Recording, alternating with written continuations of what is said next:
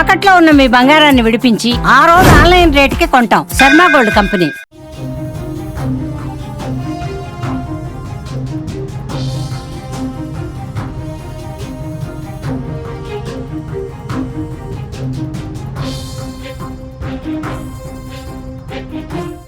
భయ్యా సన్నీ యాదవ్ ఎక్కడా? కేసు నమోదయ్యే రోజులు గడుస్తున్నా ఇంకా సన్నీ యాదవ్ పరారీలోనే ఉన్నాడా? పోలీసులు పట్టుకోలేదు. అతడు కూడా పోలీసుల ముందుకు కూడా రాలేదు. దీంతో సన్నీ యాదవ్ కోసం వేట కొనసాగుతోంది. దేశ విదేశాల్లో బైక్ రైడింగ్ చేసే సన్నీ యాదవ్ సోషల్ మీడియాలో భారీగా ఫాలోవర్స్ ను సంపాదించుకున్నాడు. యూట్యూబ్ వీడియోల ద్వారా లక్షల్లో ఆదాయం కూడా వస్తోంది. కానీ అత్యాశకు పోయి బెట్టింగ్ యాప్ ప్రమోషన్స్ చేయడంతో ఇరకాటంలో పడ్డాడు. సన్నీ యాదవ్ బెట్టింగ్ ప్రమోషన్స్ చేస్తున్న వీడియోను ఆర్టీసీ ఎండీ సజ్జనార్ సోషల్ మీడియాలో పోస్ట్ చేయడంతో అతనిపై తీవ్ర విమర్శలు వచ్చాయి. ఈ నేపథ్యంలో యాదవ్ పై కేసు నమోదైంది. సూర్యాపేట జిల్లా నూతన్కల్ పోలీసులు కేసు నమోదు చేశారు. కానీ అతడు ఇంకా పరారీలోనే ఉన్నట్లుగా తెలుస్తోంది.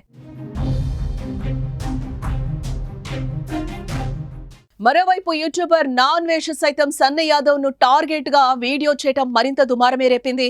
బెట్టింగ్ యాప్స్ ద్వారా సన్నీ యాదవ్ లక్షలు ఆర్జించాడని, భారీగా ఆస్తులు కూడబెట్టాడని ఆరోపణలు చేశాడు.